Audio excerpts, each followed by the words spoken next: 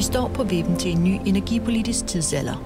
I løbet af de næste 25 år forventes verdens samlede energiforbrug at vokse med en tredjedel. I Danmark har vi sat et mål om at være uafhængige af fossile brændsler i 2050. Derfor skal der findes alternativer til den olie, kul og gas, som bliver dyrere og dyrere, og som er så skidt for klimaet. Det her det er jo lyden af ren fornuft.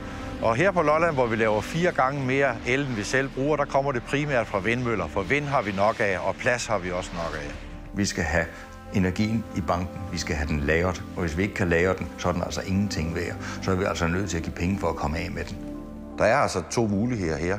Enten mister vi noget energi, eller også så lærer vi at oplagre vind på samme måde, som vi i dag kan oplagre vand. Og der kommer brinten ind. Det er i øjeblikket den eneste metode, vi har for at kunne opbevare højværdig energi fra vindmøller. Brint er ikke i sig selv en energikilde, men en energibærer, der kan bruges til at oplagre og transportere energi. Det, der er nyt i det, det er, når vores energianlæg laver mere energi, end Væskenskov bruger, så kører vi det den vej over. Og herover der står der en elektrolysator, som det hedder, og den laver vand om til brint. Og det brint, det gemmer vi på nogle tanke. På den måde, så kan vi altså gemme overskudsenergi lokalt. Det vi så har gjort, det er, at vi har gravet rørledninger ned fra vores tanke, og de går ind i hvert hus, hvor vi sætter nogle små elementer, der kan lave brinten om til el og varme. Ruth og Ebbe Petersen er en af 5 testfamilier i Vestenskovs demonstrationsprojekt.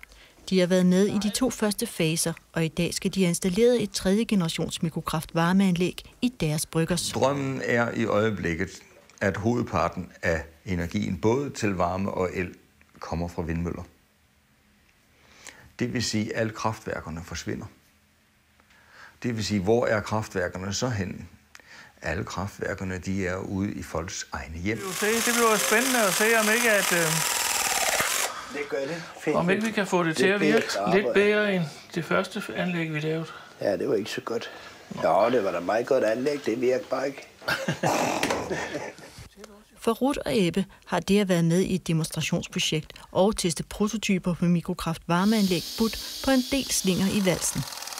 Det er jo altid spændende, når man ser de her fuldkomne laboratorieløsninger blive rykket ud i virkeligheden, for det, så opstår problemerne. Det unikke ved det her, det er, at man får en demonstrationsmulighed i virkeligheden, hvor anlæggene står ude hos rigtige mennesker og laver el og varme, og man har et brintnet og naturgasnet og et elnet tilsluttet, og så kan man eksperimentere med de her forskellige ting, sådan så de enkelte kan se, hvilke muligheder de har i det, og meget bedre kan bedømme deres fremtidsmuligheder.